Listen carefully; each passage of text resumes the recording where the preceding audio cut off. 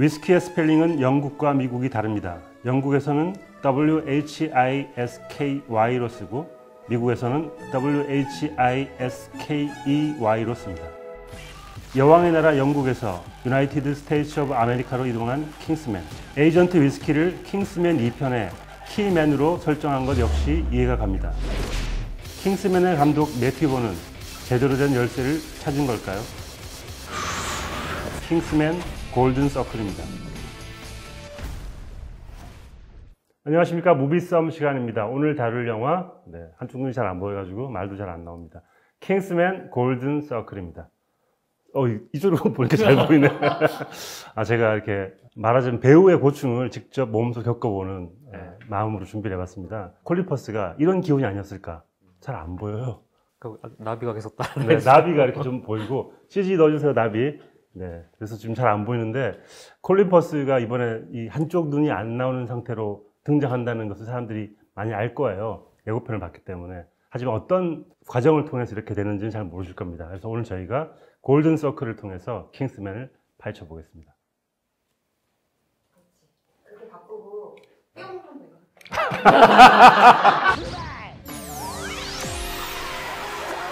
하나, 둘, 셋. 네, 돌아왔습니다. 네, 제대로 된 안경을 쓰고 돌아왔습니다. 근데 오늘 복장이 에그시를 따라한 것 같은 복장이네. 네, 작가님은 이거 벗을 수 있는데 저는 이거 끝까지 제작진 놈들이 놈들이라고 지금. 네, 저희 무비썸을 포맷을 바꿔봤는데요. 1부에서는 저희가 썸 포인트를 통해서 여러분들이 킹스맨을 어떻게 하면 재밌게 볼 수 있을지를 알려드리고요. 2부에서는 난장 토론, 끝까지 한번 토론해보는 그런 시간을 가져보려고 합니다. 첫 번째 썸 포인트는 속 편하게 만드는 속편의 재미. 속편을 만든다는 게 정말 속편한 일인 것 같아요. 1편에서 큰 성공을 한 작품들은 얼마나 좋을까. 1편을 봤던 사람들은 다 볼 거 아니에요. 기본적으로 그렇죠. 그래서 속편을 만드는 거고 시리즈가 나오는 건데, 속편하다 진짜. 한편으로는 속편하게 만들면 결국 망하는 거죠. 그래서 속편이 1편보다 나은 영화가 그렇게 많지는 않거든요. 그렇죠. 저는 람보 2. 람보 2가 2편이 더 낫다고 말하긴 힘든데 네. 2편이 훨씬 자극적이에요. 네. 그런 것들이 있어서 2편으로 갈 때 어떻게 바꿀까가 사실 되게 고민해야 될 부분인데, 제 생각에는 골든서클은 그렇게 큰 도박은 하지 않은 것 같은 인상을 받았어요. 1편에 가지고 있던 그 정신을 그대로 가지고 있대 좀 더 도발적이거나 아니면 더 비틀거나 아니면 더 새로운 이야기를 만들거나 하면 성공할 수 있을 텐데, 굉장히 편안한 길을 가는 속편들이 많죠. 결국 이 전형적인 할리우드 8대2 법칙을 따르는 게 속편인데, 가르마 법칙이군요. 그렇죠. 네. 네. 기본적인 거는 갖고 가되 20%를 계속 변주를 하는 거예요. 근데 보통 속편을 갖고 갈 때 20% 변주는 규모나 사이즈로 가는 거죠. 더 크게, 더 화려하게. 딱 광고 문구가 그런 식으로 가잖아요. 그런 식으로 속편을 가다 보니까 의무감에 보기는 하는데, 속편이 항상 1편이 줬던 충격보다 떨어진다라는 인상을 받는 거죠. 예를 들면 에일리언 같은 시리즈들은 심지어 감독이 다 바뀌면서 그 정신과 철학을 그대로 유지하되 새로운 스타일로 바꾸는가 하면, 이번 골든서클 같은 경우에는 똑같은 감독이고 똑같은 스타일인데 악당만 바뀐 것 같은 그런 느낌이 좀 있습니다. 두 번째 썸포인트, 매너는 사람을 만들고 매튜는 재미를 만든다. 약간 이게 시그니처 대사 같은 거죠. 매너는 사람을 만든다고 문을 잠궈버리는. Manners maketh man. 그리고 액션을 하는 그 장면이 이번 2편에도 그대로 나옵니다. Manners maketh man. 어떻게 보면 속편이니까 1편 팬들을 위한 서비스일 수도 있고, 반대로 얘기하면 1편에서 그렇게 재밌었던 장면만큼 이번에 오리지널에 가까운 장면, 만든 장면이 있냐라고 하면 사실 저는 그렇게 떠오르는 장면이 없거든요. 저는 두 개 정도 떠오르는데요. 일단 킹스맨에서 오프닝에 그런 화려한 카 액션이 나올 줄 몰랐어요. 1편에서는 자동차 액션이 거의 없었기 때문에 자동차 액션이 약간 특별했고, 서론에서 펼쳐지는 케이블카 액션, 둘 다 카구나. 네, 카 액션이 좋은 영화네요. 네. 그 두 개는 기억이 나는데요. 그 두 액션 장면이 사실 영화의 포인트이기도 하고, 어떻게 보면 이 영화가 그런 액션들을 보여주려고 하는 영화다라는 느낌을 확실히 주고 있는 장면들인데, 나는 이런 거 잘해. 이거 즐기러 와 라고 이렇게 그냥 확 보여줘 버리는 것 같아요. 그리고 사실 007은 007의 어떤 액션이 있고 각각 시그니처 액션들이 있잖아요. 킹스맨도 그런 게 있단 말이죠. 그걸 제일 잘 보여주는 게 오프닝 장면이었던 것 같고, 저 킹스맨의 시그니처를 알아냈어요. 액션에 낙하산이 아닐까.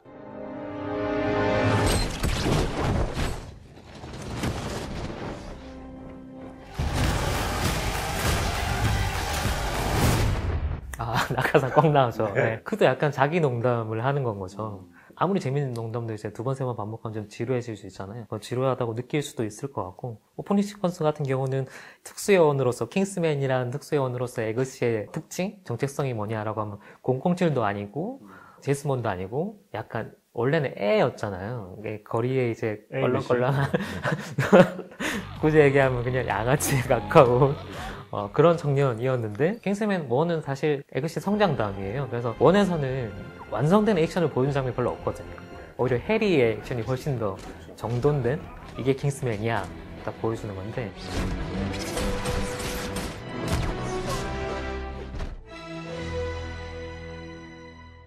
이 편에는 이제 에그시가 그걸 해버리는 거죠. 시작할 때부터. 대신에 해리가 했던 거랑 좀 달라. 원래 이게 만화원작, 마크 밀러 만화원작이고 1편도 특징 중에 하나가 만화를 보는 것 같다라는 느낌이었는데, 이번에 아예 그냥 만화를 찍고 나온 것 같은 씬들을 앞비치하죠. 그리고 그 킹스맨 하면 또 무기를 빼놓을 수 없는데, 본드가 자기만의 무기가 있다면 킹스맨도 자기만의 무기가 있잖아요. 뭐 반지로 몇만 볼트로 이렇게 감전시킨다든지, 아니면 우산이라든지 구두 앞에 나오는 칼날이라든지 그런 종류가 있었는데, 이번에 약간 업그레이드 된 것 같습니다. 영국 신사를 상징하는 소품들 다 스파이의 어떤 무기들을 바꿔놓잖아요. 이번에는 이제 킹스맨 사촌인 스테이츠맨이 나오잖아요. 되게 어떻게 보면 1차원적인 접근을 하고 있는 거예요. 미국이냐고 생각하는 어떤 이미지들을 다 갖고 오는 거죠. 네, 술 좋아하는 것 같고 야구 좋아하는 것 같고 그런 느낌이 있는 거죠. 사실 야구 안 좋아하는 미국도 엄청 많을 거잖아요. 근데 영국은 아예 야구 자체가 없으니까 당연히 미국 하면 야구를 떠올리게 되긴 하죠. 그래서 그런 의미에서 저는 식상함과 신선함은 진짜 종이 한 장 차이인 것 같은데, 1편에서 우산을 봤을 때 너무 신선했던 거죠.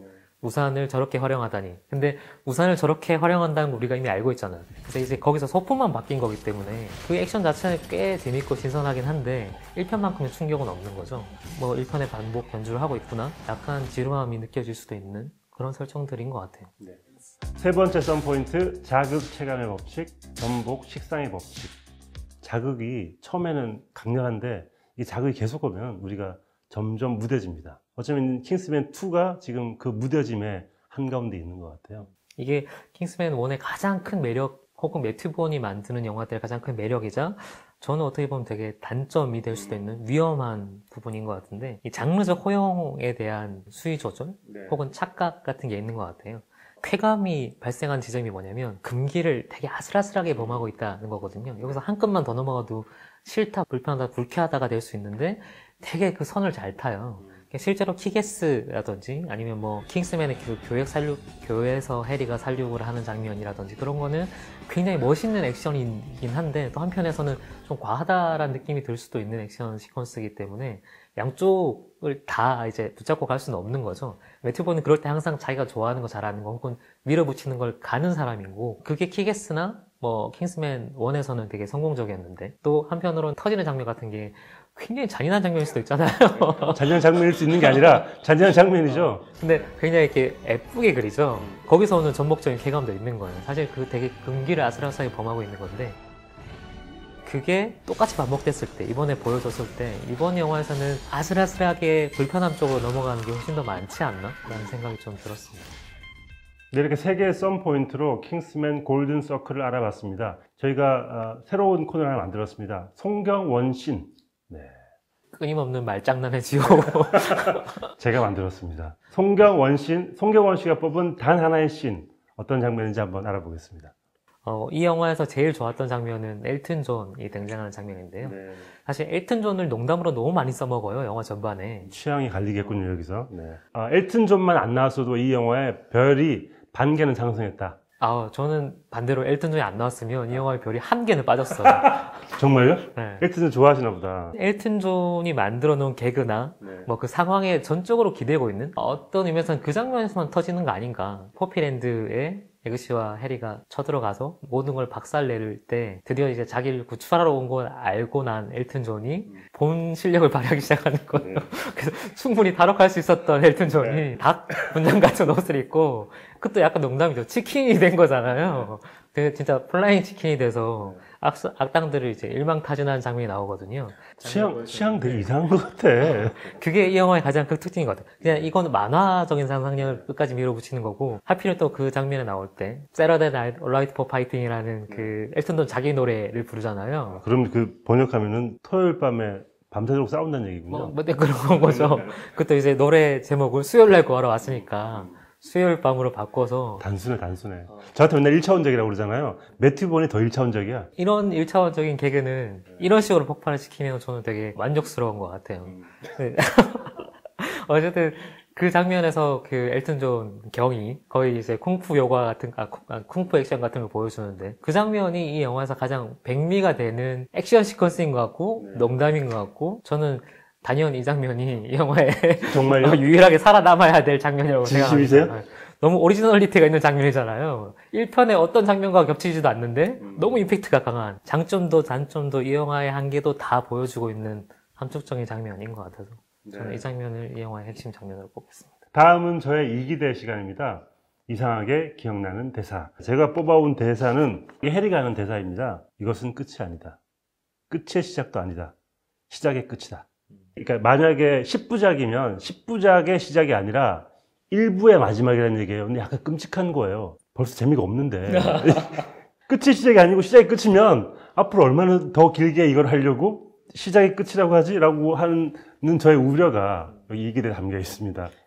2부에서는 스포일러를 포함한 많은 이야기들을 다룰 거니까요. 영화를 안 보신 분들은 뭐 영화를 보고 오셔가지고 2부를 보시면 더욱 좋을 것 같습니다. 저는 영화를 보고 났을 때는 뭐 재미있네 라고 생각을 했어요. 근데 집에 가면서 내가 이 영화를 좋아해도 되나? 극장에서부터 멀어지는 순간 이 영화에 대한 내용이 희석되고 가면서 점점 별점이 안 좋아지더라고요. 보는 내내 들었던 생각이 왜 이랬을까?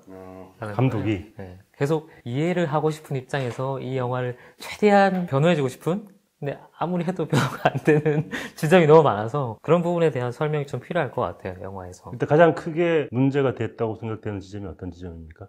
이 여성을 다루는 방식, 특히 그 에그씨가 찰리의 애인의 몸에 추적기를 짓는 방식에 대한 성토가 꽤 나올 것 같아요. 말도 안 되는 장면인 것 같고요.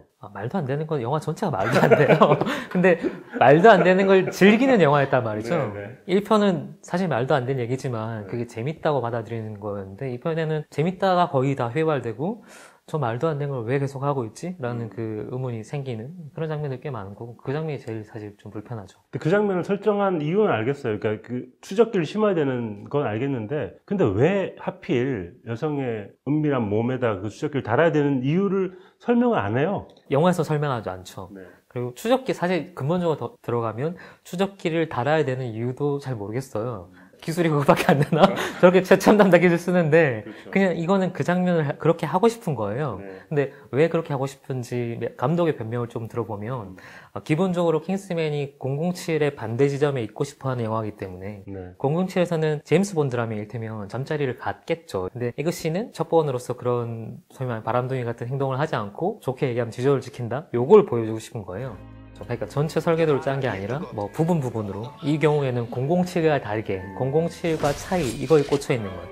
그래서 뭔가를 만들어야 되는데 그러면 여성과 그 첩보원으로서 이 바람둥이 짓을 하지 않는다. 요게 좋겠다라고 해서 그 장면을 세팅하고 뭐 말이 되게 막 꾸미다 보니까 전체적으로 말이 안 되는 심지어는 왜 꼭 저 장면을 넣어야 돼? 라고 할 정도로 불편한 장면이 돼버린 거죠. 저는 사실은 제가 시나리오 작가라면 이 가장 큰 패착이 록시가 초반에 죽어버리는 것 같아요. 1편이 재밌었던 이유가 시크릿 에이전트가 되기 위한 에그시와 록시의 경쟁 그리고 협력 이런 게 굉장히 중요한 테마였는데 록시를 초반에 그냥 확 죽여버리는데 제가 생각에는 록시를 살려야 될지도 모르겠어요. 충분히 가능하죠. 해리처럼.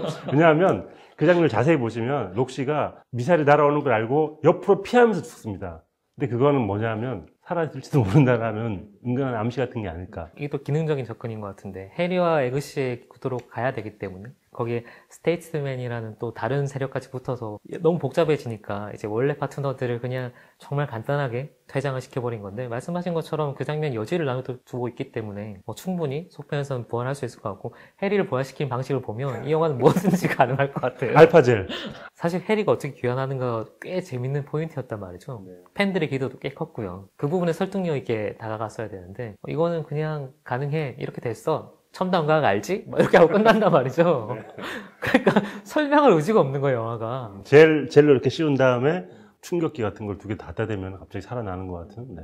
사실 이야기의 꼼꼼함을 좀 보는 사람이라면 그 부분 굉장히 말도 안 되는 점프이기 때문에 인물 자체의 매력이 좀 없어지는 거죠. 근데 멀린이 죽는 장면도 역시 멀린이 죽어야 할 아무런 이유가 없는데 죽여버린 것 같은 이상한 찜찜함이 있습니다. 그게 저는 멀린을 죽인 게 이 영화의 가장 큰 구멍인 것 같은데, 그리고 이 영화의 가장 큰 패착을 보여주는, 딱 단적으로 보여주는 장면인데, 그 전에 스테이츠맨의 장비로 지뢰를 다 찼잖아요. 네. 그 부분의 편집이 굉장히 뜬금없어요. 그러니까 지뢰 찼다가 갑자기 뜬금없이 지뢰를 밟아요. 그러니까 이건 지뢰를 밟아야 되기 때문에 밟는 거예요. 이를테면 이 지뢰를 밟을 수밖에 없는 상황이나, 아니면 그 지뢰밭이 얼마나 촘촘한지 이런 거를 앞에 한 장면이라도 깔아뒀으면 그나마 그런가 보다 할 텐데, 그런 의지도 전혀 없는 거죠. 그냥 무조건 밟아야 되고, 이걸 대신 멀린이 희생해줘야 된다는 그 명제를 그냥 수용하고 있는 장면? 그 장면이 정말 저는 약간 너무 뜨악했다고 생각했던 것 중 하나가, 하필이면 또 멀린이 컨트리로드 노래를 부르면서 가시는데, 왜 부르는지 모르겠어요. 이 영화의 오프닝을 자세히 보시면 오프닝에 펜플룻 같은 걸로 이 Take Me On Country Road가 음악이 나오고 있어요. 이 영화의 주제곡인 것 같아요. 그러니까 그 주제곡을 스테이츠맨이 부르면 이해를 하겠는데, 멀린이잖아요. 킹스맨의 전체 작전 참모 같은 분이 갑자기 밀림에 가서 지뢰를 밟더니 Take Me On Country Road로 부르고 자폭을 한다는 게 저 하나도 안 맞는 거죠, 이거는. 그러니까 이게 그냥 먹힐 거라고 밀어붙이는, 혹은 이런 농담이 영화 전반의 정석 아닌가 싶기도 해요. 유일하게 그냥 이게 아닐까라고 한번 추측해 볼 수 있는 거는 진저 에일이라고 이제 네. 할리베리가 나오는 캐릭터가 있죠. 짧게 되게 뜬금없이 또 할리베리 갑자기 나 현장 요원이 하고 싶어요 라는 그런 포지션을 보여줘요. 그게 어떻게 보면 1편의 란슬롯과 멀린의 포지션을 할리베리가 다 갖고 있는 거예요. 그래서 할리베리가 그 위치에 가기 위해서는 나눠져 있던 캐릭터들이 사실 필요가 없는 거죠. 그래서 먼저 날리고, 멀린도 그 대화를 멀린과 주고받은 난 다음에 멀린을 없어요. 너무 일차원적인 거 아니에요? 그렇게밖에 해석할 수 없는, 그러니까 캐릭터들을 막 배치하다가 이 캐릭터가 이 역할을 하고 이 캐릭터가 지금 들어갔으니까 원래 있던 캐릭터 빠지고 이런 식으로 배치를 해놓은 것 같은, 아마 시나리오를 그렇게 짜지 않았을까 하는 의심이 들 수밖에 없는. 1편에는 그게 스토리랑 같이 묶여서 가기 때문에 설득력이 있는 건데, 2편에는 그냥 붕 떠있는 위치적인 관계들만 보여주고 있는 거고, 사실 골든 서클도 농담이잖아요. 에그씨가 달아나야 할 끝까지 거부했는데 결국은 그 서클이 결혼 반지인 거죠. 마지막에 결혼 반지 두 개가 보여주는데 결국에는 킹스맨 결혼 반지. 제목이 그거예요. 네.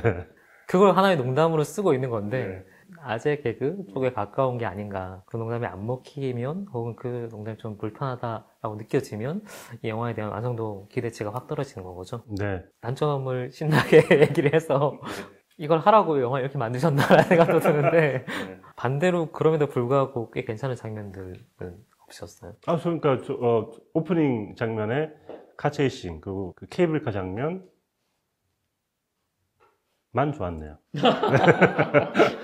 네. 딱 두 장면. 그런 것 같은데요. 제가 작가님에게 좋았던 장면이 뭔지 물어본 이유가, 저는 이 영화 보면서 내내 그 생각하면서 봤거든요. 웨티건이 왜 이렇게 만들었을까를 이해해보고 싶어서. 기본적으로는 이런 단점들이 있다는 걸 모르진 않았을 것 같아요. 근데 이걸 이 끝까지 밀어붙이면, 비유로 치면 볼륨을 끝까지 높이면 이게 다 덮일 거라고 생각을 한 것 같고, 그런 의미에서는 패기 있게 해본 거 아닌가라는 생각이 드는데, 결과적으로는 방향 자체가 좀 문제가 있기 때문에 이 사이즈나 규모, 속편이 늘 지향하는 그쪽으로는 커버가 안 되는 부분이 있었던 것 같아요.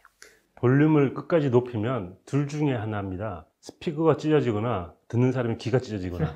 근데 이번엔 둘 다인 것 같아요. 그러니까 스피커도 찢어진 것 같고, 균열이 생긴 것 같고, 듣는 사람들도 그렇게 소리가 크다고 해서 명쾌하게 들리지 않는 바람에 귀도 약간 찢어진 것 같은, 네, 그런 생각이 드네요.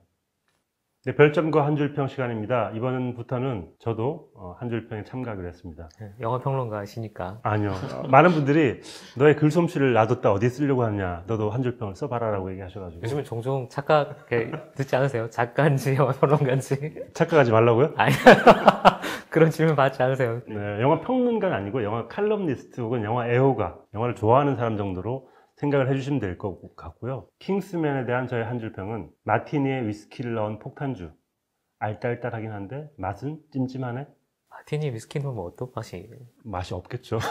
왜냐하면 이제 그 어떤 걸 표현했냐면 1편에서는 마티니에 아주 그런 맛이었는데 2편에 위스키를 넣었잖아요. 폭탄주를 만든 것 같은 뒤섞어놓은 맛인데 도수가 센 술이기 때문에 맛은 알딸딸합니다. 자극도 세고. 근데 이상하게 맛이 없어요. 찜찜해요. 뒷맛이 안 좋아요. 맛있다고 할 사람도 있을 것 같긴 해요. 그렇죠. 뭐 이런 마티니 위스키 폭탄주를 좋아하시는 분들도 있을 수 있으니까 그런 분들은 좋아할 수 있겠지만 저는 싱글볼트 위스키 같은 그런 맛을 기대했는데 너무 폭탄주를 이상하게 뒤섞어버렸다 라는 생각이 듭니다. 그럼 이 영화에 대한 송경원 평론가님의 한 줄 평도 궁금합니다. 속편이 피해가야 할 지뢰를 하나도 빼놓지 않고 꼼꼼히 들여바른 난감함 혹은 패기? 네. 지금까지 쓰신 모든 한 줄 평 중에 가장 조소가 가득한. 워낙 농담으로 이루어진 영화이기 때문에 약간 조소를 해줘야 약간 이게 이죽거리는 느낌이 농담이잖아요, 영화 자체가. 속편이 피해갔으면 하는 부분들을 정말 다 그냥 너무 자신감 있게 밟고 가서. 야, 이 노래가 Take Me Home Country Road가 거의 장중하게 울려 퍼지는 지뢰의 밭이군요, 여기가. 사실 영화 전개 자체는 전부 뜬금포예요. 그래서 이게 처음에는 실패인가 싶었는데 일부러 이랬나? 이 정도면 확신범인데? 라는 생각이 있네, 들어서 라는 생각을. 네. 그런 부분이 있는 것 같아요. 사실 몰라서 이렇게 만든 것 같지는 않고 의도를 가지고 만들었는데 그게 전체적인 방향을 좀 잘못 잡은 게 아닌가라는 생각이 듭니다.